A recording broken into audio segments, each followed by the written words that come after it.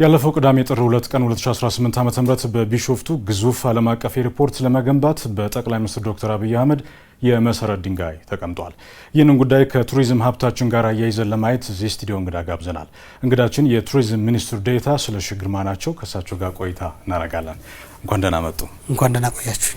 እንግዲህ ይሄኛው ጥያቄ እርስዎ በከፍተኛ ትምህርት ተቋም በቱሪዝም ሳይንስ ዘርፍ በጥናትና ምርምር በመማር ማስተማር እንዲሁም በኃላፊነት ካካበቱት ልምድ ጋር የሚያያዝ ነው።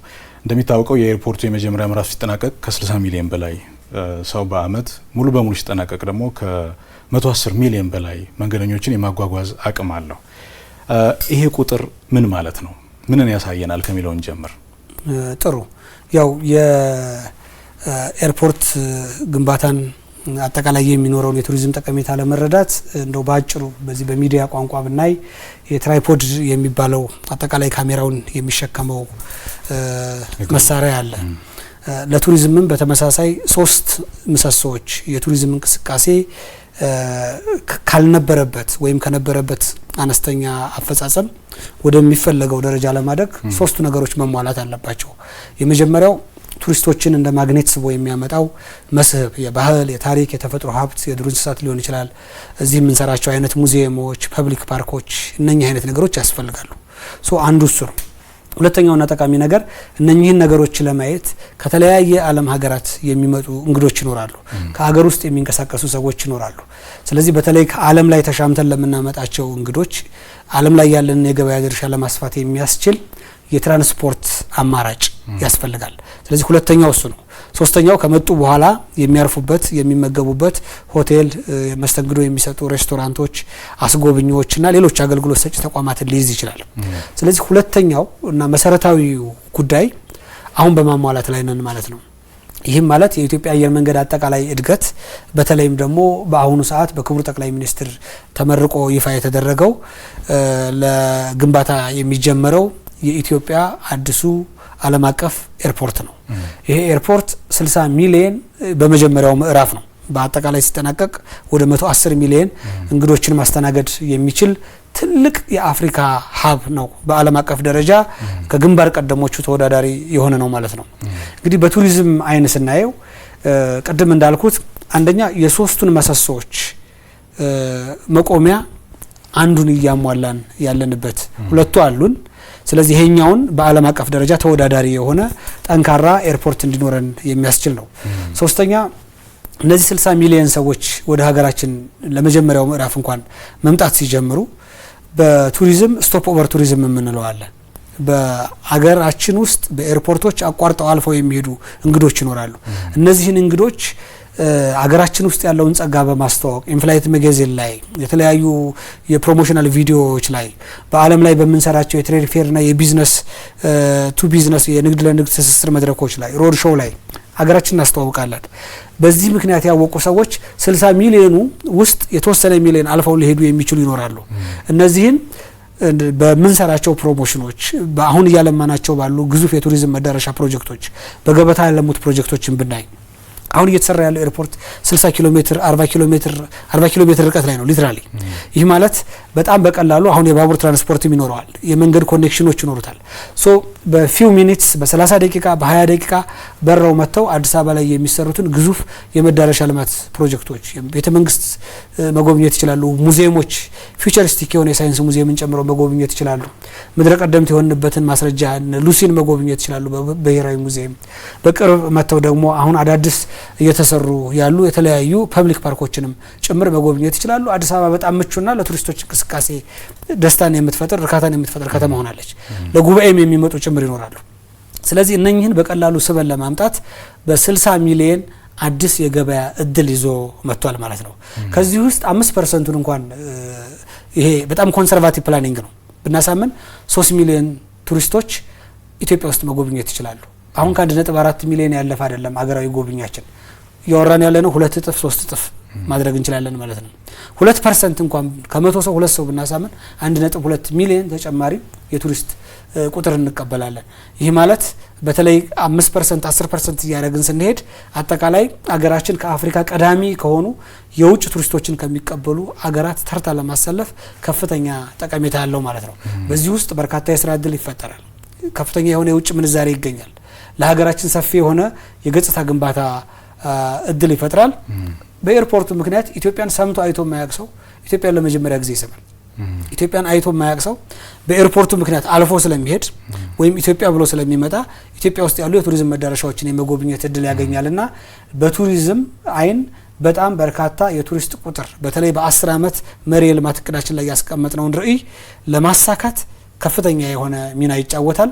በርካታ ቱሪስቶችን በቀላሉ በስቶፕ ኦቨር ቱሪዝም ምሳሌ አገራችን እንዲመጡ ማድረግ እንችላለን ማለት ነው። መልካም እንግዲህ ግዙፍ የሆኑ ወይም ሜጋ የምንላቸው ፕሮጀክቶች ይፋ የሆኑ የተጠናቀቁም አሉ። የህዳሴ ግድብን ማንሳት እንችላለን። ይሄኛውን ዓለም አቀፍ ኤርፖርት ማንሳት እንችላለን። ይሄ ለቱሪዝም እንደ ሀገር ደግሞ ከገጽታ አንጻር የሚኖረው ጠቀሜታ ምንድነው ማለት እንችላለን? እጅግ በጣም ብዙ ነው።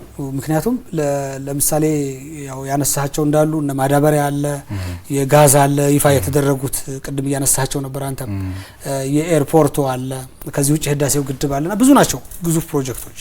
አጠቃላይ ሰፊ ጠቀሜታ አላቸው።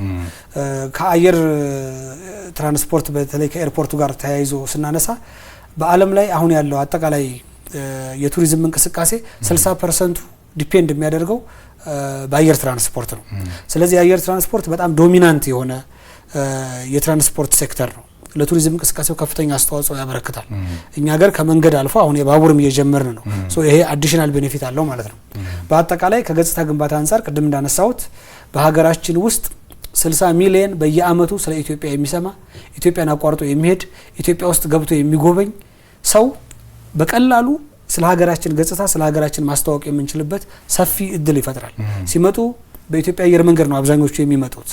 ስለዚህ በኢትዮጵያ አየር መንገድ የሚመጡ በሌሎች አየር መንገዶች እዛ ውስጥ ስለ ኢትዮጵያ እየሰሙ ኢትዮጵያ ውስጥ እንደሚያርፉ ቢሾፍቱ አካባቢ እንደሚያርፉ ምን አይነት አዳዲስ እድሎች እንዳሉ የሚማሩበት እድል ይፈጥራል። ስለዚህ ይሄ ዳይሬክትሊ ከኢሜጅ ቢልዲንግ ከፕሮሞሽን ጋር የተያያዘ ነው። መረጃ የሚሰጥ ነው፣ ኢንፎርሜሽን ፕሮቪዥን። ስለዚህ ይሄ ሰፊ ፋይዳ አለው ብለን ልንወስድ እንችላለን። በሁለተኛ ደረጃ የህዳሴውን ግድብ ስናይ የህዳሴው ግድብ ኢዝ ዴስቲኔሽን ራሱን የቻለ ቱሪዝም መዳረሻ ነው። እንዲያውም በሀገራችን ውስጥ ፈርቀዳጅ የውሃ ተኮር ቱሪዝም መዳረሻ ነው። የህዳሴው ግድብ የፈጠረው የንጋት ሐይቅ ግዙፉ ሰው ሰራሽ ሐይቅ ነው በሀገራችን። የሐይቁን ስፋት ሊትራሊ ግሬተር ለንደን የሚሉት ስፋት ያክል ነው። ግሬተር ለንደን በጣም ሂውጅ ነው። ያን ያክል ስፋት ያለው ነው። በህዳሴው ግድብ ውስጥ 70 የሚሆኑ ደሴቶች ተፈጥረዋል። ከ70ዎቹ ደሴቶች ውስጥ አንዱን ትልቁን ደሴት ስንወስድ አሁን በቱሪዝም ተንደላቀው የሚኖሩ ከ80% በላይ የሀገር ውስጥ ምርት ወይም ጂዲፒ ከሚያገኙ እንደ ሲሸልስ አይነት የሲሸልስ ዋና ከተማ ቪክቶሪያ ነች። የቪክቶሪያን ከተማ ይበልጣል አንዱ ደሴት። ስለዚህ ምን ያክል ደሴቶች እንደተፈጠሩ ስለዚህ ስሞል አይላንድ ስቴትስ በጣም በርካታ ቱሪስት የሚስቡ እንደ ሲሸልስ ቦሪሺየስ አይነት ሀገራትን እኛ በህዳሴው ግድብ ውስጥ የፈጠርንበት ሁኔታ አለ ማለት ነው። ስለዚህ እዚህ አካባቢ ላይ በጣም ሌክዠሪ የሆኑ ሃይ ኤንድ ሪዞርቶች ማልማት፣ በዳም ሳይድ በሌክ ሳይድ የሚሰሩ ትልልቅ የቱሪስት ፋሲሊቲዎችን ማሟላት፣ ይህን ደግሞ በክልሉ በኩል በፌዴራል መንግስት ሰፊ የሆነ ኢንቨስትመንት ማበረታቻ እድል ተፈቅዷል። መሬት አቅርቦት ይመቻቻል። የግንባታ ቁሳቁስ ከቀረጽ ነጻ ማስገባት ይችላሉ። ሆቴላቸውን ገንብተው ሪዞርታቸውን ገንብተው ለሰራተኞቻቸው መመላለሻ ተሽከርካሪ ማስገባት ይችላሉ። የውጭ ሀገር ባለሙያ የሚያግዝ እንደው ከፈለጉ እንኳን የውጭ ሀገር ባለሙያም ጭምር እስከ ማምጣት ይፈቀድላቸዋል። ከመሬት እስከ ሰው በመንግስት በኩል ሁኔታዎች ተመቻችተዋል። ስለዚህ ለሀገራችን የውሃ ተኮር ቱሪዝም ከባህልና ከታሪክ ተኮር ባሻገር እነዚህ አይቀሩም። ከነዚህ ባሻገር ተፈጥሮ ተኮር በተለይ ውሃ ተኮር ቱሪዝም የወተር ቤዝድ ቱሪዝም የምንለው የውሃ ላይ ስፖርት፣ የውሃ ላይ ትራንስፖርት እንቅስቃሴ፣ በውሃ ላይ አካባቢ የሚደረጉ ልዩ ልዩ የመዝናናት ኩነቶች ለምሳሌ ዋና፣ እነኚህን በሙሉ በቀላሉ በህዳሴው ግድብ አካባቢ የምናደርግበት እድል የፈጠረ ነው። የህዳሴው ግድብ ያው የኛ ዘመን ቅርስ ነው ተብሎ የሚወሰድ ነው። ያለፈውን ዘመን ቅርስ መጠበቅና የኛን ዘመን ቅርስ መስራት የዚህ አሁን የመንግስት የለውጡ መንግስት የቱሪዝም ሚኒስቴር የእሳቤ እና የአዲሱ እይታ አቅጣጫ ነው። ያለፈውን እንጠብቃለን የኛን ዘመን ቅርስ ሰርተን እናልፋለን የሚል ነው። ከዛ አንፃር የህዳሴው ግድብ የኛ ዘመን ቅርስ ከፍተኛ የሆነ የውሃ ተኮር ቱሪዝም አቅም ያለው ሰርቶ ማሳያም የሚሆን ነው። ትልቅ አትራክሽን ነው የተሰራበት። የኢንጂነሪንግ ዲዛይን ብታይ ኢንጂነሪንግ ማርቨል ነው የሚሉት ፈረንጆቹ። በጣም አርኪቴክቸራሊ ቢዩቲፉል ባለው ጂኦሎጂ፣ ባለው ቶፖግራፊ፣ ባለው አጠቃላይ ላንድስኬፕ እንዴት በጥበብ ተሰርቶ ያን ያክል ማሲቭ የሆነ የውሃ አቅም ተፈጥሮ ግድቡ ለምንፈልገው የሃይድሮ ኤሌክትሪክ ፓወር ጄኔሬሽን ከዛም አልፎ ደግሞ ንጋት ሐይቅን ፈጥሮ ለቱሪዝም መዳረሻ መሆን እንደሚችል ትምህርት የተወሰደበት ስለሆነ ሰፊ አቅም አለው የሚል ነው ያለኝ። መልካም ወደ አዲሱ ኤርፖርት እንመለስና በዚህ ግዙፍ መሰረተ ልማት ምክንያት ከፍተኛ ቁጥር ያለው ጎብኚና መንገደኛ ይንቀሳቀሳል። ይሄ ደግሞ ከአገልግሎት ሰጪ ዘርፉ ጋር ይገናኛል። ለቱሪዝም የሚመጥን የእንግዳ ተቀባይነት ባህልን ከማሳደግ አንጻር ምን እየተሰራ ነው? እንደ ቱሪዝም ሚኒስቴር አዲስ የቱሪዝም ፖሊሲ ቀርጸናል። የለውጡን መንግስት የቱሪዝም መሳቢያ የሚመጥን ዓለም አቀፍ ተወዳዳሪ ሊያደርገን የሚችል በሀገራችን ውስጥ አሁን እየጨመረ የመጣውን የሪጂናል ቱሪዝም የቀጠና ቱሪዝም አፍሪካውያን መምጣት ከ150 በላይ ኩነቶችን በአንድ አመት ማስተናገድ ጀምረናል። እሱን ዴማንድ የኮንፈረንስ የኤግዚቢሽን ማዕከል ፍላጎትን ታሳቢ ያደረገ አጠቃላይ አገልግሎትን ታሳቢ ያደረገ ሰፊ እንቅስቃሴ ያደረግን እንገኛለን። በዚህ ምክንያት የቱሪዝም እንቅስቃሴውን ለማሳደግ የአገልግሎት ሰጪ ተቋማት እንዲስፋፉ ኢትዮጵያውያን ትውልደ ኢትዮጵያውያን የውጭ ሀገር ኢንቨስተሮች በፎሬን ዳይሬክት ኢንቨስትመንት ወደ ሀገራችን እንዲገቡ ቅድም የጠቀስኳቸውን ሰፊ የማበረታቻ ፓኬጆች አሉ። ከዛ ባሻገር ደግሞ በዘንድሮ አመት የአገልግሎት ጥራት ከኔ ይጀምራል በሚል ካምፔይን አገልግሎት ጥራትን ለማረጋገጥ ሰፊ ስራዎችን እየሰራ ነው። የሰርቪስ ኤክሰለንስ ጋይድላይን አዘጋጅተናል። በተለይ የሆቴሉን ዘርፍ የአገልግሎት ጥራት ለማረጋገጥ በኮከብ ከ1 ኮከብ እስከ 5 ኮከብ እንመድባለን። ይህን ለሬስቶራንቶች፣ ለአስጎብኝ ድርጅቶች፣ ለመኪና አከራዮች አዘጋጅተን ጨርሰናል። ሰው በቀጣይ የነዚህም አገልግሎት የሚረጋገጥ ነው የሚሆነው። በእርግጥ የአገልግሎት ጥራት አጠቃላይ መንግስት ፋሲሊቴት ያደርጋል፣ ጋይድላይን ያወጣል፣ ቁጥጥርና ሱፐርቪዥን ያካሂዳል፣ ማበረታቻዎችን ይሰጣል። ነገር ግን የግሉም ዘርፍ የራሱን ድርሻ እንዲወጣ ከማህበራትና ከግሉ ዘርፍ ጋር በቅንጅት ስራዎችን እየሰራ ነው። ምናልባት ወደፊት በሚገኘው እድል ሰፊ ማብራሪያ ልንሰጥበት እንችላለን ማለት ነው። መልካም ክቡራትና ክቡራን ከኛ ጋር ቆይታ ያደረጉት የቱሪዝም ሚኒስትር ዴኤታ ስለሺ ግርማ ናቸው። ለጊዜዎት በጣም አድርገን እናመሰግናለን። እጅግ አመሰግናለሁ።